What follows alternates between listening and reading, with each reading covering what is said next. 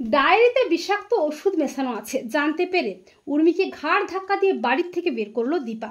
হ্যাঁ বন্ধুরা, আমরা এমনটাই দেখতে পাবো অনুরাগের ছোঁয়া ধারাবাহিকের আগামী পর্বগুলোতে। উর্মি সূর্যের হাতে আবারও সেই বিষাক্ত ওষুধ মেশানো ডায়েরিটা তুলে দেয়। সূর্য ডায়েরিটা হাতে নিয়ে অসুস্থ হয়ে পড়ে। দীপা বলে, ওই ডায়েরিটা হাতে নিতেই ডাক্তারবাবু কেমন যেন অসুস্থ হয়ে পড়লো, আমাকে জানতেই হবে ওই ডায়েরিতে কি আছে।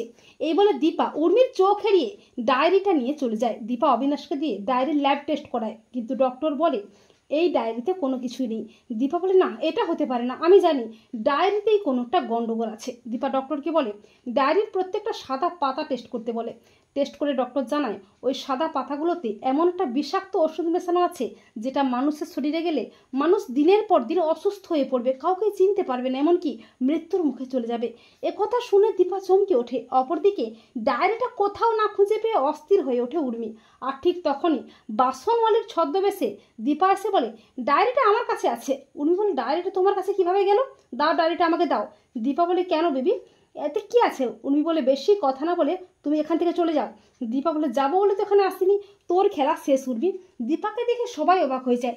দীপা বলে, এই ডায়েরিতে বিষাক্ত ওষুধ মেশানো আছে যেটা ডাক্তারবাবুর শরীরে যাচ্ছে, তাই উনি দিনের পর দিন অসুস্থ হয়ে পড়ছেন। আমার কাছে টেস্টের রিপোর্টও আছে। তা শুনে সবাই অবাক হয়ে যায়। দীপা উর্মিকে আচ্ছা করে রাম ধুলাই দেয়। দীপা বলে, শয়তান, তোর জন্য ডাক্তারবাবুর এই অবস্থা হয়েছে, তুই এক্ষুনি বাড়ি থেকে বেরিয়ে যা। আর ঠিক তখনই অবিনাশ পুলিশ নিয়ে হাজির হয়। পুলিশ প্রমাণ সমেত উর্মিকে অ্যারেস্ট করে।